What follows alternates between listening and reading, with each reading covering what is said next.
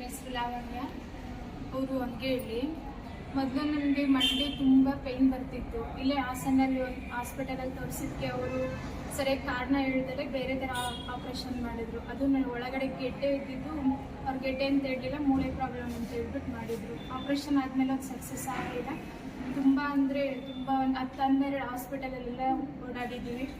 ಆದರೂ ಅಲ್ಲೆಲ್ಲ ಹೇಳಿದರು ಮತ್ತೆ ಆಪ್ರೇಟ್ ಮಾಡಬೇಕು, ಸ್ಟೀಲ್ ಹಾಕಬೇಕು ಅಂತ. ಬೇರೆ ಎಲ್ಲೂ ಸರ್ಜರಿ ಮಾಡ್ಸೋಕ್ಕಾಗಲಿಲ್ಲ. ರೀಸೆಂಟಾಗಿ ಮಂಗಳೂರಿಗೆ ಹೋಗಿ ಅಲ್ಲಿನೂ ಡಾಕ್ಟರ್ಸ್ ಹೇಳಿದ್ರು ಸರ್ಜರಿ ಮಾಡಲೇಬೇಕು ಅಂತ. ನೋಡೋಣ ಅಂತ ಅಂದ್ಬಿಟ್ಟು ಒಂದ್ಸಲ ಜನಪ್ರಿಯಕ್ಕೆ ಬಂದು ನೋಡಿದ್ವಿ.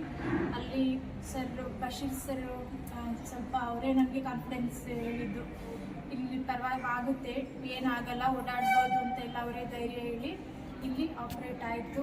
ತುಂಬ ಇವಾಗ ಪರವಾಗಿಲ್ಲ, ತುಂಬ ಚೆನ್ನಾಗಿದ್ದು ಓಡಾಡ್ತಾ ಇದ್ದೀನಿ. ನನಗೆ ಆಪ್ರೇಷನ್ ಮಾಡಿದ ಎಲ್ಲ ಡಾಕ್ಟ್ರಿಗೂ thank you so much. Hospital ಅವ್ರು ಎಲ್ರಿಗೂ ಧನ್ಯವಾದ ತಿಳಿಸ್ತಾ ಇದ್ದೀನಿ.